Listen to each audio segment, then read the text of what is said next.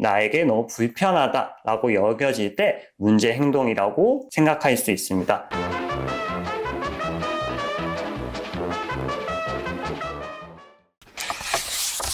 안녕하세요. 도클래스 훈련팀장 신태희 훈련사입니다. 오늘 배워볼 주제는 반려견의 문제 행동에 대해서 배워볼 텐데요. 국가 직무 능력 표준에 나와 있는 내용으로는 문제 행동은 현 시점에서 통일된 정의가 있지 않다라고 되어 있습니다. 그 이유로는 강아지 개체 간의 특성이 너무나 다양하고 그 동기에 따라 충분한 이해가 되어 있지 않은 상황이기 때문에 이런 문제 행동에 대한 정의가 없다라고 되어 있지만 어느 정도 분류를 해놓은 상태입니다. 그래서 문제 행동은 반려견이 스스로 자해를 하는 경우, 보호자님의 가구를 파손하는 경우, 혹은 이런 사회에 협조적이지 않은 경우, 그러한 행동들을 문제 행동이라고 하는데요. 문제 행동의 분류를 세 가지로 분류를 해놓았는데 그것에 대해서 알아보도록 하겠습니다. 첫 번째로는 반려동물의 행동 양식 자체가 정상적인 범위를 일탈하는 경우를 말합니다. 이러한 경우의 예시로는 상동 행동 혹은 정형 행동이라고 하는 반려견이 혹은 다른 동물이 스트레스를 받았을 때 아무런 의미가 없는 행동을 반복하는 현상이 나타날 수 있는데요. 그러한 모습이 나타나는 게 첫 번째로 분류된 정상 범위를 일탈하는 경우에 해당된다고 볼 수 있겠습니다. 두 번째로 분류된 경우는 반려견의 행동 자체의 범위는 정상 범위이지만 그 정도가 너무 지나치거나 너무 적은 경우에 해당되는데요. 이러한 경우는 섭식 행동, 강아지가 먹는 것에 대한 욕구가 너무 커서 이식증 같은 먹지 말아야 될 것들도 먹는다라든지 그러한 경우에 해당되고, 반려견이 성적인 그러한 행동을 하는 것은 일반적이지만 그런 것이 너무 과도해서 사람에게 자꾸 한다든지 아니면 강아지만 보면 자꾸 마운팅을 한다든지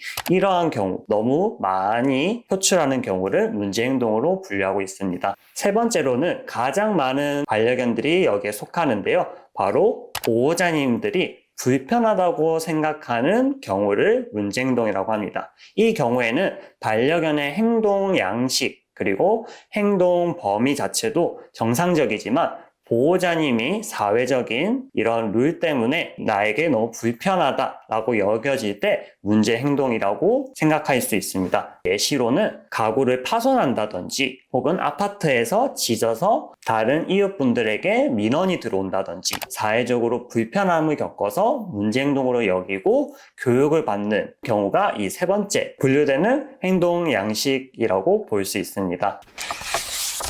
다시 이제 첫 번째 분류부터 돌아간다고 하면 문제 행동도 어느 정도 있겠지만 강아지가 과도한 스트레스를 받아서 나타나는 정신적 질환으로도 볼 수 있습니다. 그렇기 때문에 훈련사분들은 이제 행동 풍부화나 사회화 교육 같은 것들을 통해서 스트레스를 낮춰주는 것들을 할 수 있겠지만 수의사님들에게 처방을 받아서 스트레스를 줄여주는 약이나 혹은 안정제 같은 것들을 처방받아서 질병으로 분류하고 수의사 쪽에 조금 더 초점을 맞춰서 문제를 해결해 나가실 수 있으실 것 같고요. 두 번째로 분류되었던 반려견의 행동 범위는 정상적이지만 그 많고 적음이 정상을 일탈하는 경우에는 훈련사분들이 그 원인을 찾아서 해결을 해줄 수 있지만 그와 동시에 수의사분들의 진단도 필요한데요. 예를 들어서 반려견이 그루밍을 하는, 발을 핥고 자기 몸을 핥고 그러한 것들은 자기 신체를 깨끗하게 하기 위해 하는 행동이기 때문에 정상적이라고 생각을 할 수 있습니다. 하지만 과도한 발사탕이라고 하죠. 발을 너무 많이 핥는 경우에는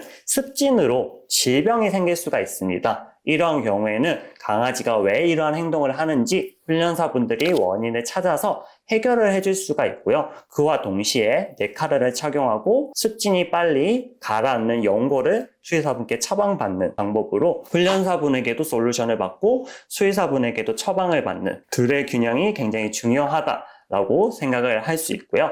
세 번째로 분류했던 보호자님의 불편에 의해서 강아지의 문제 행동을 교정하는 경우에는 훈련사분들의 영향이 아주 크다라고 볼 수 있겠습니다. 이러한 경우에는 강아지가 왜 짖는지, 보호자님에 대한 관계의 문제인지, 혹은 강아지가 무서워서 짖는 건지 그런 것들에 대한 원인을 파악하고 어떻게 하면 강아지가 짖지 않을 수 있는지, 그리고 어떻게 하면 강아지가 보호자님께 불편을 겪지 않게 해줄 수 있는지 그러한 것들을 찾아서 해결을 해드리고 방안을 제시해주는 등 솔루션을 내드릴 수 있습니다.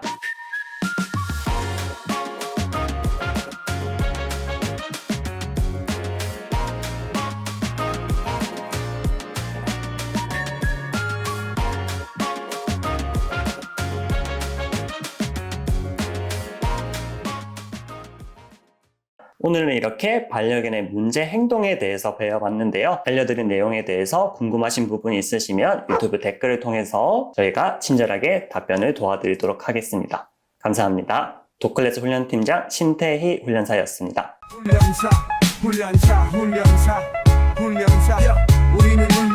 우리는 훈련사.